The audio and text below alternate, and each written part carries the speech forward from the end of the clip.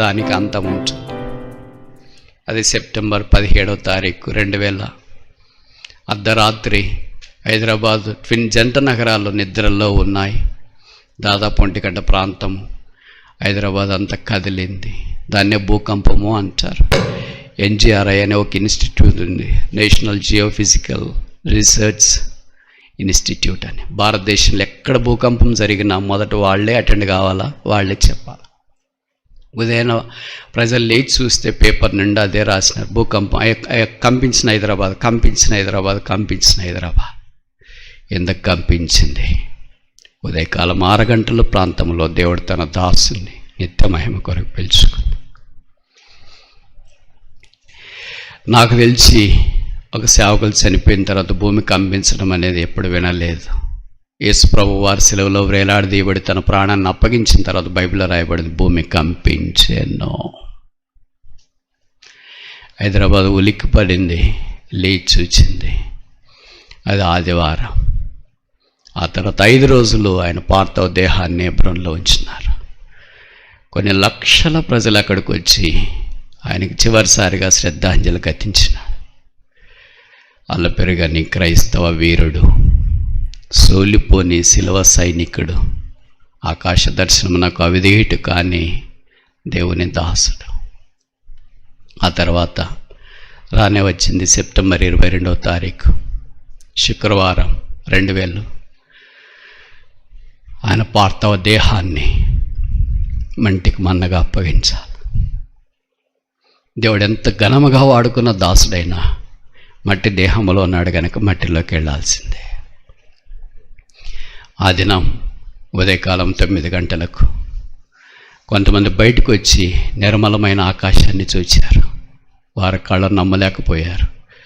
సూర్యుని చుట్టూ ధనస్సు లాంటి ఓ వలయం ఏర్పడింది.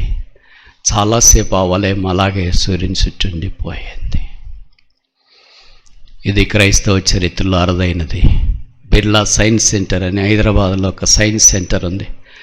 దాని డైరెక్టర్ ఇలాగన్నాడు, ఎందుకు ఉదయకాలం సూర్యుని చుట్టూ వలయం ఏర్పడిందంటే ఆయన చెప్పిన statement, it's a rare phenomenon, we don't know why it happened. ఇది అరుదుగా జరిగే ప్రక్రియ, ఎందుకు ఏర్పడిందో మాకు తెలియదు. ఈ 2 విషయాలు నాకు తెలిసి భూమి మీద క్రైస్తవుడు చనిపోయినప్పుడు ఎవరికి కలగలేదు, ఈ దాసునికి తప్ప. అవేం జ్ఞాపం చేస్తున్నాయంటే దేవుడు తను ఏర్పరచుకున్న దాసుడు. అందుకే భక్త్ సింగ్ గారు ఎప్పుడు చెప్పేవాళ్ళు, యోహాను 15:16, నువ్వు నన్ను ఏర్పరచుకోలేదు, నేను నిన్ను ఏర్పరచుకొని నియమించితిని. దేవుడు ఏర్పరచుకున్న సాధనాన్ని దేవుడు వాడుకోవటానికి ఇష్టపడ్డాడు. అందుకే దేవుడు నోహతో చేసి నిబంధన జ్ఞాపం చేస్తున్నాడేమో, ఇక నా దాసుని నేను తీసుకుంటున్నానని. ఆయన పార్థివ దేహాన్ని చూడటానికి కుల, మత, ప్రాంత, రాజకీయ ఏ భేదాలు లేకుండా లక్షల కొద్ది ప్రజలు చేరి వచ్చినారు. వారిని కంట్రోల్ చేయడం కష్టమైపోయింది. ఆ 5 దినాల్లో హెబ్రోన్ చుట్టుపక్కల ఉన్న ప్రాంతాల్లో టీ స్టాల్స్, ఫోటోషాపులు, సంవత్సరంలో జరగనంత వ్యాపారం జరిగింది. ధనవంతులయ్యారు. ఒక దైవదాసుని మానవ ద్వారా కూడా ఆశీర్వదించబడే వాళ్ళు ఉన్నారని పట్టణానికి తెలియవచ్చింది. ఆ సందర్భంలోనే మరణం అంటే దుఃఖము, వేదన అనుకుంటాం, కానీ ఇలా కూడా ఆశీర్వదించబడతారా? దాదాపు 10:30 ప్రాంతంలో వాక్యం చెప్పేది అన్ని హెబ్రోన్ నుండి అయిపోయిన తర్వాత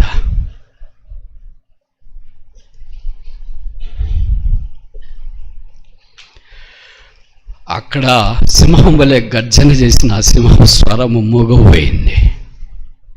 ఇక ఆ స్వరం లేదు, ఆ మాటలు లేవు, ఆ దాసులు లేరు. నాలాంటి లక్షల కొద్ది ప్రజలు చేరి వచ్చినారు. అలాంటి వారితో నేను కూడా కలిసి ఉండే అవకాశం దేవుడు నాకు ఇచ్చినాడు.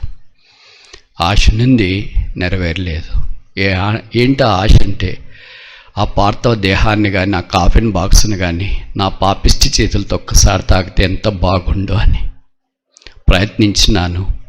ఆ లక్షల కొద్ది ప్రజల మధ్యలో వచ్చేత కాలేదు, వీలు కాలేదు. 11 గంటలకు ఆరంభించబడిన ఊరేగింపు నారాయణగూడ సమాధి తోటికి వెళ్ళేటప్పటికి దాదాపు 2 గంటలు. రోడ్డెంబడంతా అపార్ట్మెంట్లోని ప్రజలు, క్రైస్తవేతరులు నిలబడి చూస్తున్నారు. ఏంటి హైదరాబాద్ ఒక్కసారిగా ఆగిపోయింది, స్తంభించిపోయింది. ఆఫీసులకు వెళ్ళే వాళ్ళు ఆగిపోయారు, ఎక్కడిదక్కడే జామ్ అయిపోయింది. ఆఫీసులు, కార్యాలయాలు, బ్యాంకులు, హాస్పిటల్స్ అన్నీ.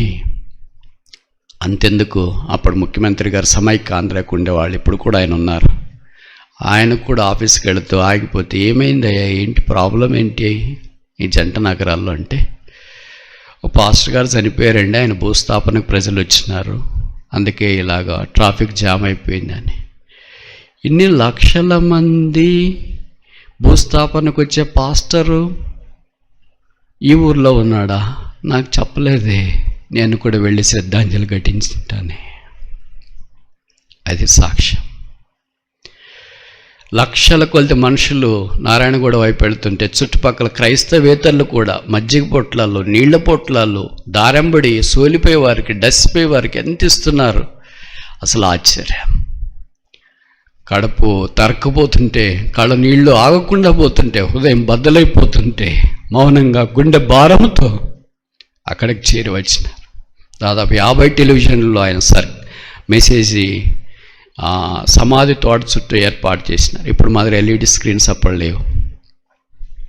ఆ స్క్రీన్స్లో బయట ఉండి చాలామంది చూశారు, లోపలికి వెళ్ళటానికి వీలు కాలేదు. అప్పుడు కోషి గారు, పిలిప్ గారు వాక్యం చెప్పారు, అరవింద్ గారు, అగస్టిన్ గారు ప్రార్థన చేసినారు. చివరికి దేవుడు తన దాసుని మట్టికి అప్పగించారు. అప్పుడు కోషి గారు ఇలా కేకలు వేసినారు, నా తండ్రి, నా తండ్రి, ఇశ్రాయేలులకు రథములను గుర్రములను నీవు కాదా? ఇక ఆయన లేడు, ఆయన శరీరము లేదు, ఆయన జీవితం ఉంది. ఆయన లేడు, ఆయన ప్రార్థన ఉంది. ఆయన లేడు, ఆయన త్యాగం ఉంది. ఆయన లేడు, ఆయన పరిచర్య ఉంది. ఆయన లేడు, ఆయన దేవుడు ఉన్నాడు. క్రైస్తవ జనమా, ఈ మాటలు వింటున్న మనుషులారా, దేవుని ప్రజలారా, ఇది నా సవాల్. ఇదే మనకు దేవుడు ఒక మనిషిని ఇంతగా వాడుకోగలిగినంత ఆశీర్వాదం ఇస్తే, ఇప్పుడు దాని విషయమే తక్కువగా భావించి దూరం అయిపోయి మానవేసి ఉండటానికి మనసు ఎలాగొచ్చింది?